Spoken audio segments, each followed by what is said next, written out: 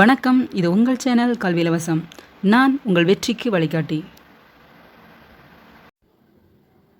நல்ல குடும்ப வாழ்க்கை, அமைதியான சூழ்நிலை, அருமையான வீடு, அழகான குழந்தைகள் அப்படின்னு சொல்லிட்டு நம்ம மகிழ்ச்சியாக வாழ்ந்துட்டுருக்கோம்னு நினைக்கிறோம்.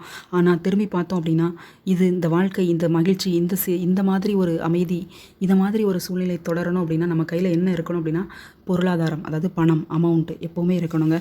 அது இல்லாத பட்சத்தில் தான் நம்ம ஏதாவது பார்ட் டைம் ஜாப் பண்ணலாமா, பிஸ்னஸ் பண்ணலாமா அப்படின்னு சொல்லிட்டு யோசிச்சுட்டு இருக்கோம். அதாவது கை குழந்தைங்கள வச்சுட்ருக்கிற நான் பேரண்ட்ஸ்க்கு சொல்கிறேன். ஸோ இந்த மாதிரி இருக்கும்போது நம்ம என்ன யோசிக்கிறோம் அப்படின்னா பார்ட் டைம்னு சொல்லிட்டு ஏதாவது பிஸ்னஸ் செய்யலாம்னா அதுக்குமே இன்வெஸ்ட்மெண்ட் வேணும், அதுக்குமே அமௌண்ட் வேணும். இப்போ நம்ம ஏற்கனவே பணம் இல்லாமல் தான் இருக்கும். இன்னும் கொஞ்சம் நம்ம பணம் போட்டு ஏதாவது வேலை செய்ய முடியுமானா கண்டிப்பாக முடியாத சூழ்நிலை தான். ஸோ ஆனால் இந்த நம்ம குழந்தைங்கள கேரிங்காக வளர்த்துட்ருக்க இந்த டைமில் கொஞ்சம் நம்ம கவனத்தை திருப்பி எங்கே செலுத்தணும் அப்படின்னா நம்மளோட வாழ்க்கை முழுவதும் நம்ம நம்மளோட குழந்தையோட எதிர்காலம், நம்ம வாழ்வோட பொருளாதாரம் எல்லாமே மாற்றமடையும். எப்படி அப்படின்னா நீங்கள் தான் யோசிக்கணும், நீங்கள் தான் முடிவெடுக்கிறதற்கான நேரம் தான் இது. அதாவது ஒரு அருமையான உங்களோட எதிர்காலம் செழிப்பாக அமையக்கூடிய ஒரு ஆசீர்வாதமான ஒரு இடம் இருக்குது. அந்த எதிர்காலத்தை மாற்றுறது யார் கையில் இருக்குது அப்படின்னா உங்கள் கையில் தாங்க இருக்குது. அந்த சூழ்நிலையை நீங்கள் தான் உருவாக்கணும். எப்படி அப்படின்னா அதுதாங்க அரசு வேலை. நீங்கள் ஒரு அரசு உத்தியோகத்துக்கு போயிட்டீங்க, மாதம் நீங்கள் அரசு சம்பளம் வாங்குறீங்க, ஒரு நிலையான ஒரு நம்பிக்கையான ஒரு வேலையில் இருக்கிறீங்க. அந்த வேலையில் கிடைக்கிற சம்பளம் நிரந்தரமானது அப்படின்னு நீங்கள் நம்பி இருக்கும்போது எவ்வளோ ஒரு மகிழ்ச்சி இருக்குங்க, எவ்வளோ ஒரு நிம்மதியான ஒரு குடும்ப சூழ்நிலை நமக்கு அமையும். ஸோ இந்த பொருளாதார நிலை நம்மளோட மாற்றம் நம்ம குடும்பத்துக்கு வேணும் அப்படின்னா நம்ம எப்படி ட்ரை பண்ணணும்? இந்த சுச்சுவேஷனில் குழந்தைய பார்த்துக்கிறதுக்கு யாருமே இல்லை, நான் தான் குழந்தைய பார்த்துக்கணும். இந்த சுச்சுவேஷனில் என்னால் படிக்க முடியுமா? கோச்சிங் சென்டர் போய் படித்தா தானே ஒரு ஐடியாலாம் கிடைக்குதா? டவுட்ஸ்லாம் நான் கேட்டுக்கலாம். இப்படி சூழ்நிலையில் இருக்கும்போது என்னால் எப்படி தேர்ச்சி அடைய முடியும்னு சொல்லிட்டு நம்ம நிறைய ஒரு குழப்பத்தில் இருக்கோம். இந்த குழப்பங்கள் எல்லாம் தெளியணும் அப்படின்னா ஒரு அருமையான ஒரு வீடியோ தான் இதுங்க. நீங்கள் இந்த வீடியோவை முழுமையாக பாருங்கள். உங்கள் ஃப்ரெண்ட்ஸ் அண்ட் ரிலேஷன்ஸ் யாரெல்லாம் இந்த மாதிரி ஃபேமிலியில் இருந்துட்டு படிக்கலாமா வேண்டாமா, குழந்தைய பார்த்துக்கலாமா, ப்ரைவேட் ஜாப் போகலாமா, ஏதாவது பார்ட் டைம் ஜாப் ஏதாவது மொபைலில் வந்து அதை செய்யலாமா, இல்லை பிஸ்னஸ் ஏதாவது பண்ணலாமா அப்படின்னு பல குழப்பத்தில் இருக்கிறாங்க. ஆனால் ஏதாவது செய்யணும் அப்படிங்கிற ஒரு ஆர்வம் மனதில் இருந்துக்கிட்டே இருக்கும். அதை உங்ககிட்ட சொல்லியிருப்பாங்க, சில பேர் சொல்லாமலே இருக்கலாம். ஸோ இப்படி இருக்கவங்களுக்கான டைம் இல்லை, ஆனால் குழந்தைய பார்த்துக்கணுமே அப்படிங்கிற ஒரு தடையாக இருக்கிற சில சூழ்நிலையெல்லாம் இருக்கும். ஸோ இந்த மாதிரி இருக்கவங்களுக்கு எப்படி அரசு வேலையை சீக்கிரமாக வாங்குறதுக்கு உங்களால் முடியும் அப்படிங்கிறதுக்கான ஒரு நல்ல ஒரு வழி, நல்ல ஒரு பாதை உங்களுக்கு நான் அமைச்சு கொடுக்க போகிறேன். இருக்கிறது பாதையை நான் உங்களுக்கு காண்பிச்சு கொடுக்க போகிறேன். வாங்க இந்த வீடியோவை முழுமையாக பாருங்கள். உங்களுக்கே நிறைய விஷயங்கள் புரியுங்க. உங்களோட வாழ்வு எதை நோக்கி போய்கிட்டு இருக்குது, அது எப்படி திசை மாறி போகுது, அதை எப்படி நல்வழிப்படுத்தலாம், எப்படி நம்மளோட பொருளாதாரத்தை மேம்படுத்தலாங்கிறது எல்லாமே இந்த வீடியோவில் இருக்குங்க. வாங்க பார்க்கலாம்.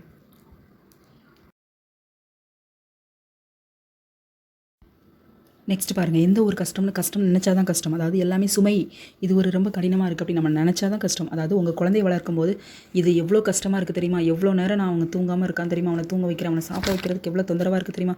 எதுவுமே சாப்பிட மாட்டேங்கிறாங்க அப்படின்னு சொல்லிட்டு அதை ஒரு புலம்பிக்கிட்டே இருக்கிறதுல அதனால் ஒன்றுமே நடக்க போகிறதில்ல. அதுக்கு பதிலாக ஏன் என்னோட குழந்தைய நான் தான் வளர்க்கணும் அப்படின்னு ஒரு ஆசையாக, ஒரு லவ்வோட, ஒரு நல்ல ஒரு சந்தோஷத்தோடு நீங்கள் வளங்க. ஏன் அப்படி சொல்கிறேன் அப்படின்னா மேக்ஸிமம் நீங்கள் எத்தனை வருஷங்க உங்கள் குழந்தைய வளர்த்துருவீங்க? மிஞ்சி போனால் எடுத்து தூக்கி வளர்க்குறது 5 வருஷம் வளர்ப்பீங்களா? 5 வருஷத்துக்கு அப்புறம் உங்கள் குழந்தைய நீங்கள் எடுத்து தூக்கி வளர்க்க போகிறதில்ல. ஆட்டோமேட்டிக்காக தன்னால் ஸ்கூலுக்கு போய் அவங்க நிறைய விஷயத்தை கற்றுக்கிட்டு அதுலேருந்து மேலே வரப்போ போகிறாங்க, அவ்வளோதாங்க.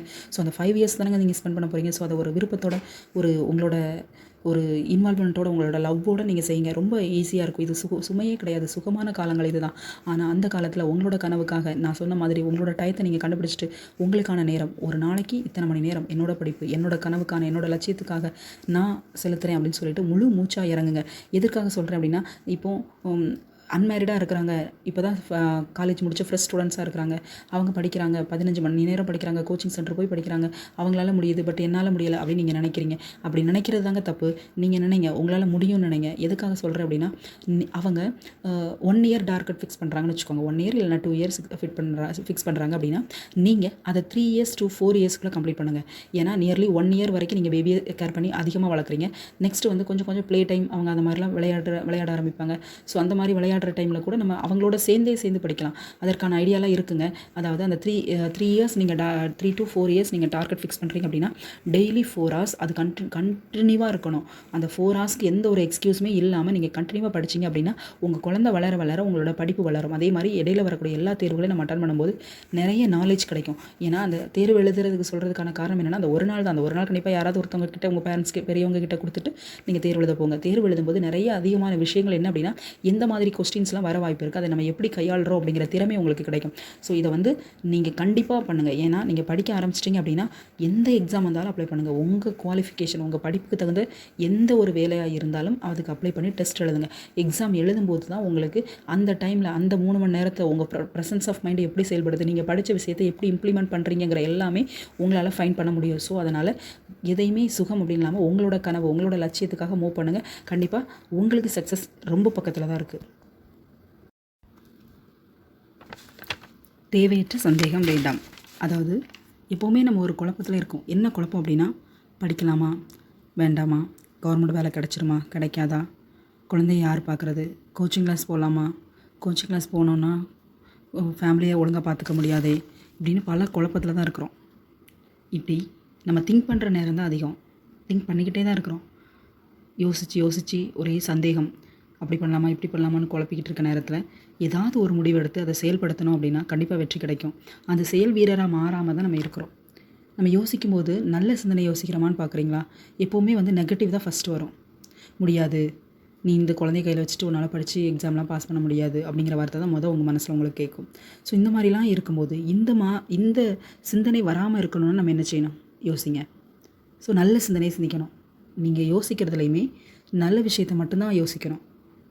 Think positive. உங்களோட எண்ணங்கள் எல்லாமே பாசிட்டிவானதாக இருக்கணும். ஓவர் திங்கிங் வேண்டாம். போட்டு குழப்பிக்கிட்டு ஒவ்வொரு விஷயத்தையும் போட்டு குழப்ப வேண்டாம். படிக்கணும்னு முடிவெடுச்சிங்களா? படிங்க. அரசு வேலைக்கு தான் போகணும்னு முடிவெடுத்துட்டிங்களா? அப்போ அதற்கான வழி என்ன? எக்ஸாமில் பாஸ் ஆகணும். அப்போ படிக்கணும். அப்போ கண்டிப்பாக நான் படிக்க போகிறேன் அப்படின்னு சொல்லிட்டு ஒரு முழு மூச்சான ஒரு செயல் வீரராக நீங்கள் இறங்குங்க. செயல் வீராங்கனையாக ஆகுங்க.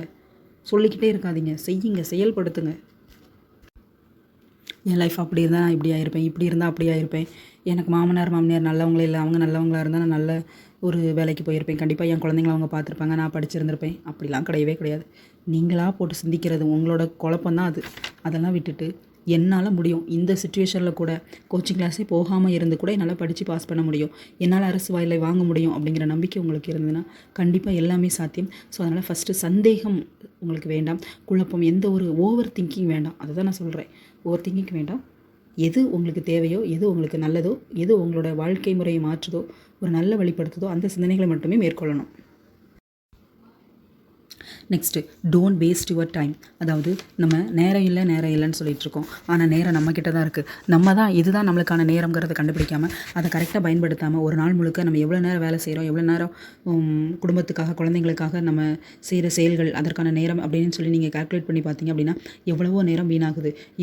எப்படி அப்படின்னா, நீங்கள் செய்கிற அதாவது தேவையற்ற பேச்சு, அதாவது உங்களோட மொபைலில் இருக்கட்டும், இல்லை நேரடியாக இருக்கட்டும், உங்கள் ஃப்ரெண்ட்ஸு, நெய்பர்ஸ், ரிலேஷன்ஸ் அவங்கக்கிட்ட தேவையில்லாத விஷயங்களை பேசிக்கிட்டு, மொபைலில் பேசுகிறதா இருக்கட்டும், நேரில் பேசுகிறதா இருக்கட்டும், பேசி நேரத்தை வீணாக்கிக்கிட்டு இருக்கோம். ஸோ அது எல்லாமே தான் வேஸ்டிங் டைம். ஸோ அது எல்லாமே குறைங்க. ஏன்னா உங்களுக்கான எய்ம் இருக்குது, உங்களுக்கான ஒரு அரசு வேலை காத்துட்ருக்கு. அந்த அரசு வேலை நீங்கள் வாங்குறதுக்கு நீங்கள் தயாராகுங்க. வேலை ரெடி, நீங்கள் தான் ரெடி இல்லை.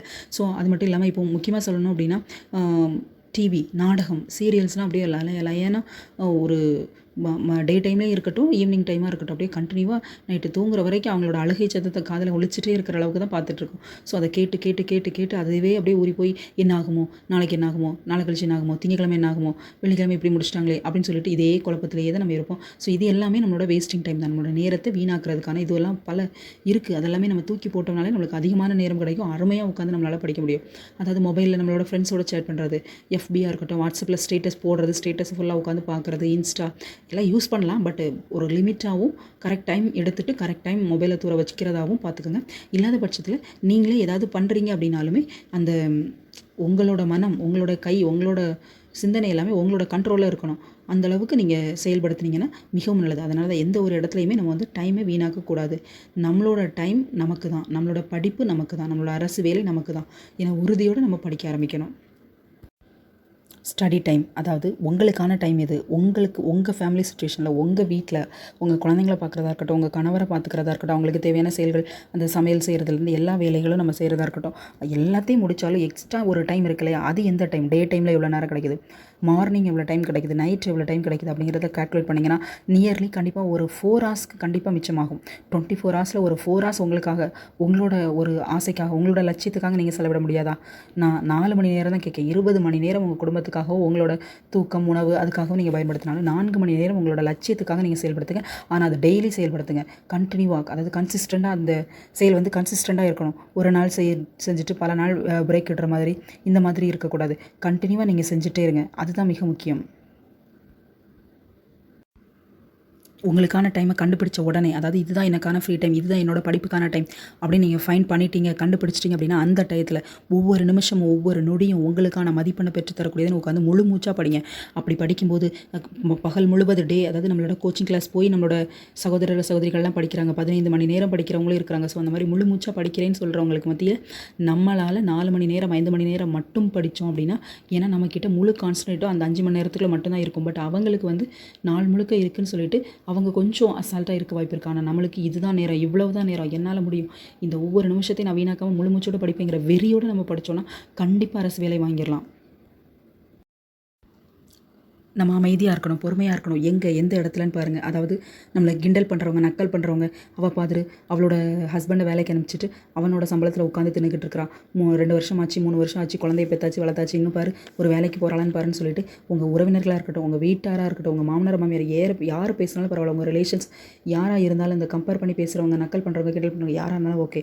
ஆனால் அந்த விஷயத்தெல்லாம் உங்களோட மனசில் உரமாக போடுங்க. அந்த உரம், அந்த வைராக்கியம், அந்த வேதனை, அந்த வலி, அந்த வார்த்தைகளை கேட்கும்போது நம்மளோட அந்த கஷ்டம் எல்லாமே சேர்ந்து தான் ஒரு முழு உருவமாக எடுத்து ஒரு வெறியோடு படித்து கண்டிப்பாக அரசு வேலை அடையணுங்கிறது நம்ம ஒரு மனசில் வைக்கணும். அந்த விஷயங்கள் எல்லாமே வந்து மறக்கக்கூடாது. அவங்களையே இப்போ பேசுனாங்க பார்த்தீங்களா, பேசுகிறவங்க பேசிக்கிட்டே தாங்க இருப்பாங்க, அதை யோசிக்கவே கூடாது. அவங்க பேசும்போது இப்போ நம்மளை பற்றி பேசுவாங்க, அடுத்த 10 நிமிஷம் கழிச்சு அடுத்து ஒருத்தவங்களை பற்றி பேசுவாங்க, பேசிக்கிட்டே தான் இருப்பாங்க, நாள் முழுக்க பேசுவாங்க.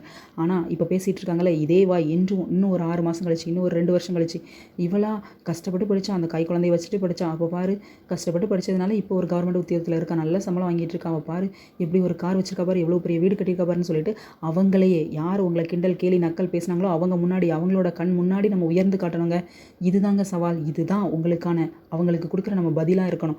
பேசுகிறவங்களுக்காக அவங்க பேசுகிறாங்க, அதனால் நான் இத்தனை வயசுக்கு அப்புறம் நான் படிக்கலை, குழந்தைய வச்சுட்டு நான் படிக்கலை அப்படின்னு காரணம் சொல்கிறவங்க சொல்லிக்கிட்டே இருப்பாங்க. காரணங்கள் சொல்ல வேண்டாம், நம்மளால் முடியும்னு இறங்கி படித்து அரசு வேலையை கையில் வாங்குங்க. ஓகேங்க, இப்போ எல்லா டவுட்டும் கிளியர் ஆயிடுச்சு. நான் ஒரு கான்ஃபிடென்ட்டாக இருக்கேன். ஆனால் எங்கேருந்து ஆரம்பிக்கிறது, எப்படி படிக்கிறது, என்ன செய்கிறது ஒன்றுமே தெரியல அப்படின்னா, ஃபஸ்ட்டு நான் ஆல்ரெடி சொன்ன மாதிரி உங்களோட எய்ம் இருக்கு இல்லைங்களா, உங்களோட எய்ம் என்ன அப்படிங்கிறது தெரிஞ்சுட்டு அதற்கு ஏற்றாப்புல தான் நம்ம ரெடி பண்ண முடியும். ஃபஸ்ட்டு உங்கள் கிட்ட மெட்டீரியல்ஸ் இருக்கணும். அதாவது படிக்கிறதுக்கான மெட்டீரியல்ஸ் எங்கே அப்படின்னா, அந்த சோர்ஸ் ஃபுல்லாகவே வந்து ஸ்கூல் புத்தகம் தான், அதாவது சமச்சீர் பாட புத்தகம் தான். அந்த சமச்சீர் பாட புத்தகத்துக்கும் நீங்கள் அலைஞ்சு தெரிஞ்செல்லாம் வாங்க வேண்டாம். உங்கள் நியர்பை ஸ்கூல் இருக்கு இல்லையா, உங்கள் வீட்டு பக்கத்தில் இருக்க அரசு பள்ளியாக இருந்தாலும் சரி, தனியார் பள்ளியாக இருந்தாலும் சரி, அவங்க கிட்ட போய் கேட்டிங்கனாலே கண்டிப்பாக வந்து இயர் முடிஞ்சு இயர் எண்ட் ஆகும்போது உள்ள மீதி புக்கை வந்து அவங்க வாங்கி வச்சுருப்பாங்க. அந்த மாதிரி உள்ள எக்ஸ்ட்ரா இருக்க புத்தகத்தை வாங்குங்க. ஏன்னா நெக்ஸ்ட் இயர் ஸ்டூடெண்ட்ஸ்க்கு அவங்க ஃப்ரெஷ்ஷாக புதுசு தான் கொடுப்பாங்க. ஸோ அந்த மாதிரி ஒவ்வொரு டேர்மும் முடியும் போது, இல்லை அப்படின்னா மொத்தமாக கிடைச்சாலும் மொத்தமாக வாங்குங்க. அவங்க கிட்ட வாங்கி அதை தான் நம்ம ஸ்டார்ட் பண்ண போகிறோம். அங்கேருந்து தான் படிக்க போகிறோம். இதுதான் முதல் தொடக்கம். அங்கேருந்து படித்து ஃபுல்லாக நம்ம எந்த அளவுக்கு ஸ்கூல் புக் ஃபுல்லாக கம்ப்ளீட் பண்ணிட்டோமோ அதற்கு தகுந்தாற் போல் தான் நம்மளோட ஒவ்வொரு எக்ஸாமோட அணுகுமுறை இருக்கும். ஒவ்வொரு எக்ஸாமில் நம்மளுக்கு கிடைக்கிற மார்க்குமே அதன் அடிப்படையில் தான் இருக்கும். ஸோ எப்போ நம்ம ஓவரால் ஃபுல் புக்கு கிளியர் பண்ணுறோமோ நெக்ஸ்ட்டு நம்மளோட கவனம் முழுக்க வந்து ரிப்பீட்டட் டெஸ்ட்டில் இருக்கணும். டெஸ்ட்டுன்னு சொல்லிட்டு நான் ஆல்ரெடி சொன்ன மாதிரி உங்களோட எய்ம் இருக்கு இல்லைங்களா, ஃபைண்ட் யுவர் எய்மை கண்டுபிடிச்சிட்டிங்க அப்படின்னா அதற்கு தகுந்தாற் போல் அந்த சிலபஸ் நம்ம தெரிஞ்சுக்கணும், எக்ஸாம் பேட்டர்ன் தெரிஞ்சுக்கணும், சிலபஸ் தெரிஞ்சுக்கிட்டு பேட்டர்ன் வைஸ் நம்ம சிலபஸ் எடுத்து ஒவ்வொரு டாப்பிக்காக படித்து டெய்லி டெஸ்ட் எழுதணும். வீக்லி டெஸ்ட்டு, மந்த்லி டெஸ்ட்டு, நீங்கள் மார்க் டெஸ்ட்டு நிறைய போடணும். அது ரொம்ப சிறப்பானது. போட நீங்கள் தேர்வுகளை எழுத உங்களோட தவறுகள் குறைந்துக்கிட்டே வரும். ஸோ இந்த மாதிரி படிக்கணும். அது மட்டும் இல்லாமல் நீங்கள் டெய்லியும் படிக்க வேண்டியது மிக முக்கியமானது கரண்ட் அஃபேர்ஸ் தான். ஏன்னா நிறைய பேர் இந்த இடத்துல தான் பிழையாகுவாங்க. ஸ்கூல் புக்ஸை ஈஸியாக படிச்சிருவாங்க. அந்த விஷயங்களெல்லாம் மனப்பாடம் பண்ண தெரிஞ்சவங்களுக்கு கரண்ட் அஃபேர்ஸில் தான் கோட்டை விடுவாங்க. ஏன்னா கரண்ட் அஃபேர்ஸ் வந்து அதை கண்டினியூவாக படிச்சிருக்க மாட்டாங்க. ஸோ நீங்கள் ஆரம்பிக்கும் போது டெய்லி அது ஒரு ஜாலியாக ஒரு என்ஜாய்மெண்ட்டாக அதை உட்காந்து படிங்க. அது என்ன நடந்துச்சு, நேற்றுக்கு என்ன நடந்தது, அப்போ அதுலேருந்து இன்றைக்கி என்ன கண்டினியூட்டி, அது எப்படி நீ சொல்கிற இல்லையா நாடகத்தை நம்ம தொடர்ந்து உட்காந்து அந்த தொடரும் போட்டு பார்க்குறோம். அதே மாதிரி தான் இதுவும். அதில் எவ்வளோ இன்ட்ரெஸ்ட் காட்டுறீங்களோ அதில் நீங்கள் பாதி இங்கே செலுத்தினாலே போதுங்க, உங்களுக்கு வெற்றி கிடச்சிருங்க. கரண்ட் அஃபேர்ஸ் ஜாலியாக சந்தோஷமாக என்ன நடந்துச்சு, யார் பண்ணாங்க, எங்கே நடந்துச்சு, எந்த நாள், எந்த தேதியில் நடந்துச்சு, எதுக்காக நடந்தது, என்ன காரணம் அப்படின்னு சொல்லிடுற ஒரு ஸ்டோரியாக நீங்கள் எடுத்து படித்து அது நல்ல ஞாபக சக்தியாக வச்சுக்கிட்டிங்கன்னா டெய்லி படிக்கிறது நல்லது. குறிப்பாக நம்ம சொல்லணும்னா கால்ஃபர் வர்றது நியர்பை ஒரு 3 to 6 மந்த்ஸுக்குள்ளே தான் நிறைய விஷயங்கள் நம்மளுக்கு தெரிஞ்சிருக்கணும். அதில் தான் மேக்ஸிமம் கொஷின்ஸ் வரும். ஸோ அதனால் கரண்ட் அஃபேர்ஸ் மிக முக்கியம். அங்கே தான் நமக்கு கட் ஆஃப் நிர்ணயிக்கப்படும். அது மட்டும் இல்லாமல் இப்போ உங்களுக்கு எதுவுமே ஒரு ஐடியா இல்லை அப்படிங்கிற பட்சத்தில் மாடல் கொஷின் பேப்பர்ஸ் கொடுத்துருப்பாங்க. அவங்களே அந்தந்த தேர்வுக்கான மாடல் கொஷின் பேப்பர்ஸ் இல்லை ப்ரீவியஸ் இயர் கொஷின் பேப்பர்ஸ் இருக்கும்.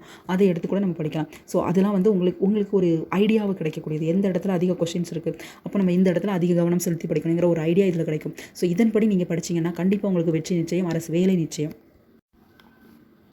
ஸ்டார்டிங்கில் படிக்க ஆரம்பிக்கும் போது கொஞ்ச நாள் கஷ்டமாக தான் இருக்கும். முக்கியமாக குழந்தைங்க வளர்கிற ஸ்டேஜ். நம்ம இவ்வளோ நாளும் குழந்தைங்கள பார்த்துக்கிறது மட்டுமே முழு வேலையாக வச்சுருந்தோம். இப்போ திடீர்னு படிக்க போகிறோமே, என்ன பண்ணுறது அப்படின்னு குழப்பத்தில் இருக்கும்போது அதை எப்படி ஸ்டார்ட் பண்ணணும் அப்படின்னா, அவங்களோட சேர்ந்து அவங்களுக்குமே ஒரு கரெக்டான புரிதல் எப்படி அப்படின்னா, நீங்கள் ஸ்லீப்பிங் டைம் இருக்கும் இல்லையா, அவங்களோட ஸ்லீப்பிங் டைமில் நீங்களும் கூட படுத்து அவங்கள தூங்க வைக்கிறீங்க, சரிங்களா? அந்த மாதிரி தூங்கும்போது ஒரு 10 மினிட்ஸ் தான் நீங்கள் தூங்கணும். அது உங்களுக்கு ஒரு பாடி ரெஸ்ட் மாதிரி நினச்சிக்கோங்க. ஏன்னா நீங்களும் பகல் முழுக்க வேலை பார்க்குறீங்களே, அந்த மாதிரி ரெஸ்ட் டைமில் டே டைமில் நீங்கள் படுக்கும்போது 10 மினிட்ஸில் நான் கண்ணு முழிக்கணும்னு நினச்சிட்டு நீங்கள் படுங்க. கண்டிப்பாக 10 மினிட்ஸில் உங்களுக்கு கண்டிப்பாக கண்ணு முழிச்சிருவீங்க, குழந்தை தூங்கிடுவாங்க. ஸோ அப்படி இந்த குழந்தைய கண்டினியூவாக நீங்கள் தூங்க போட்டுட்டு அவங்க கிட்டவே இருந்தீங்கன்னா கண்டிப்பாக உங்களை எப்போவுமே நீங்கள் வெளியில் எந்திச்சிங்கனாலே அவங்க கண்டுபிடிச்சிருவாங்க. பெட் விட்டு எந்திக்கும் போதே கண்டுபிடிச்சிருவாங்க. அது ஒரு வைப்ரேஷன் அவங்களுக்கு இருந்துகிட்டே இருக்கும். ஸோ அதை ஸ்டார்டிங் ஸ்டேஜில் இருந்தே நீங்கள் அவாய்ட் பண்ணிடுங்க. அவங்கள தூங்க வைக்கிறீங்களா, பேபி தூங்கின உடனே பெட்டை விட்டு எழுந்து வந்துட்டு அடுத்து உங்களுக்கான வேலை என்ன, அந்த டைமில் நீங்கள் என்ன பண்ண போகிறீங்க, எந்த சப்ஜெக்ட் படிக்க போகிறீங்க, எல்லா விஷயத்தையுமே முந்தின நாளே நீங்கள் எடுத்து வச்சுருங்க. ஸோ அதை எடுத்து டக்குன்னு உட்காந்து படிங்க. அப்போ உட்காந்து புரட்டிக்கிட்டு தேடிக்கிட்டு ஊருட்டிக்கிட்டு இருக்க வேண்டாம். உட்காந்து படிங்க. படிச்சுட்டு அதுக்கப்புறம் இப்போ குழந்தை பேபி முழிச்சிட்டாங்க அப்படின்னா இந்த டைமில் என்ன பண்ணணும் அப்படின்னா, நல்லா பாருங்கள், ரீகால் பண்ணுறதுக்கு தான் நிறைய பேர் வந்து மறந்துடுவாங்க. அதாவது அதுக்கான டைம் தான் யாருமே கொடுக்க போகிறதில்ல. நீங்கள் அந்த குழந்தை தூங்கும்போது ஸ்லீப்பிங் டைமில் நீங்கள் படிச்சிங்க இல்லையா, அந்த விஷயத்தை ரீகால் பண்ணுங்கள். உங்களோட பேபி கூடவே ரீகால் பண்ணுங்கள். எப்படி அப்படின்னா, இப்போது தமிழ் படிக்கிறீங்க இல்லை சோசியல் படிக்கிறீங்க அப்படின்னா, இப்போ குழந்தைங்களுக்கு நம்ம பேசுகிற விஷயம் எதுவும் புரியாது. பட் நீங்கள் அவங்கக்கிட்ட ஒரு கான்வர்சேஷன்லேயே தானே இருப்பீங்க. ஏதாவது ஸ்டோரி சொல்கிறது அந்த மாதிரி. அந்த ஸ்டோரிக்கு பதிலாக நீங்கள் படித்த விஷயத்த சொல்லி பாருங்கள். ஒப்பிக்க சொல்லலைங்க, உங்களை உட்காந்து ஒப்பிக்க சொல்லலை.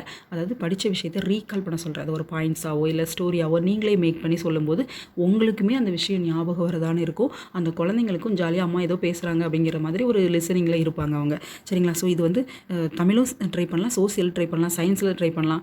ஸோ அந்த செடி எப்படி வளருது, ஸோ அந்த மாதிரி சின்ன சின்ன விஷயத்தையுமே அப்படி ஜஸ்ட் இப்படி நீங்கள் ரீகால் பண்ணிங்கன்னா கண்டிப்பாக உங்களுக்கு எந்த ஒரு விஷயமே படித்த விஷயம் மறக்கவே மறக்காதுங்க.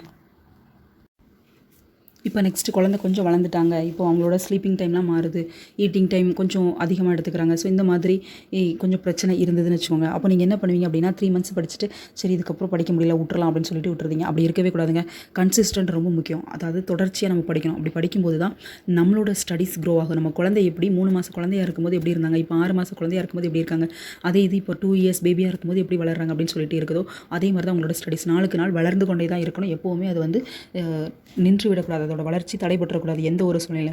ஏன் அப்படின்னா இப்போ 3 மந்த்ஸ் பேபிங்கிறது ஈட்டிங் ஸ்லீப்பிங், அவங்களோட வேலை சாப்பிட்றது தூங்குறது மட்டும்தான். அதற்கேற்றப்போ நீங்கள் ஃபஸ்ட் பிளான் போட்டு நீங்கள் படிச்சுட்டு இருந்திருப்பீங்க. அதே ஆஃப்டர் 6 மந்த்ஸ்க்கு அப்புறம் என்ன பண்ணுவாங்கன்னா ஈட்டிங், பிளேயிங், ஸ்லீப்பிங், அதாவது கொஞ்சம் நேரம் விளையாடணும்னு விரும்புவாங்க. அப்போ நீங்கள் என்ன பண்ணலாம்னா அவங்களுக்கு தேவையான பொருட்கள்லாம் உங்களுக்கு கொடுத்துட்டு பாதுகாப்பாக அவங்க கூடவே உட்காந்து அவங்க விளையாண்டுட்டு இருப்பாங்க. நீங்கள் உங்கள் கையில் புக்கு, உங்களோட ஒரு புக்கை மடியில் வச்சுக்கோங்க. நோட்ஸ் ஏதாவது எடுக்கிற மாதிரி இருந்தால் அது சைடில் வச்சுக்கோங்க. அதாவது நீங்கள் படிக்கிற விஷயத்தை அவங்கள பார்த்துட்டே நீங்கள், அதாவது அவங்க விளையாண்டுட்டு இருப்பாங்க, நீங்களும் படிக்கலாம். இதெல்லாம் ஒரு தொந்தரவுலாம் கிடையாது. ஸோ அப்படி நம்ம கண்டினியூ பண்ணிக்கலாம். அது மட்டும் இல்லாமல் இன்னும் கொஞ்சம் பெருசாக வளர்ந்துட்டாங்க அப்படின்னா ப்ளே டைம் அதிகமாகும். அப்போ அவங்களோட விளையாடணும்னு நினைப்பாங்க. நான் அந்த மாதிரி டைம்லையுமே நீங்கள் அவங்க ஸ்லீப்பிங் டைமில் இல்லைனா அவங்களோட வேறு யாராவது எடுத்துகிட்டு போகிறாங்க, அந்த மாதிரி உங்கள் ஃபேமிலியில் வேறு யாரும் குழந்தைய பார்த்துக்கிறாங்க, அந்த டைமில் நீங்கள் படிக்கிறீங்க அப்படின்னா உங்கள் குழந்தைய முழுசாக உட்காந்து பார்க்குற டைம் இருக்குல்லையே, அந்த டைமில் வந்து நீங்கள் ரீகால் பண்ணுங்கள். படித்த விஷயத்தை ஞாபகப்படுத்துங்க. எப்படி அப்படின்னா அந்த வார்த்தைகளாக இருக்கலாம், இல்லை வருடங்களாக இருக்கலாம், அதை ஒரு கேம் மாதிரி விளையாடலாம். இந்த வருஷத்தில் என்ன நடந்தது தெரியுமா, இப்படி நடந்தது அப்படின்னு சொல்லிட்டு ஒரு சொல் விளையாட்டு மாதிரி நீங்கள் சொல்லி காட்டலாம். ஸோ இந்த மாதிரி இருக்கும்போது உங்களுக்கு எந்த ஒரு சூழ்நிலையிலையுமே வந்து அந்த படித்தது தடைபடாது, அந்த கண்டினியூட்டி இருந்துகிட்டே இருக்கும், மறக்கவே மறக்காது. டெஸ்ட்டு மட்டும் டெய்லி கன்ஃபார்ம் போட்டுருங்க. நீங்கள் என்ன படிக்கிறீங்களோ அதை டெய்லி டெஸ்ட் எழுதுங்க. இதில் மட்டும் எந்த எக்ஸ்கியூஸும் கொடுக்காதீங்க. குறிப்பாக எக்ஸப்ட் எந்த நாள் மட்டும் அப்படின்னா குழந்தைங்களுக்கு உடம்பு சரியில்லை அப்படின்னா அவங்க சில நேரம் கண்டினியூவாக தூங்குவாங்க, மருந்து கொடுத்தோம் அப்படின்னா சில நேரம் தூங்கவே மாட்டாங்க, சாப்பிடவும் மாட்டாங்க. ஸோ இந்த மாதிரி சுச்சுவேஷனில் மட்டும் எக்ஸ்கியூஸ் கொடுங்க. மற்ற எந்த நாட்களுமே எக்ஸ்கியூஸ் வேண்டாம். கண்டினியூவாக டெஸ்ட் எழுதுங்க. கண்டினியூவாக அதில் மிஸ்டேக் என்னன்னு பார்த்துட்டு அதை சரி பண்ணிக்கிட்டே வாங்க. அதுவே போதுமானது.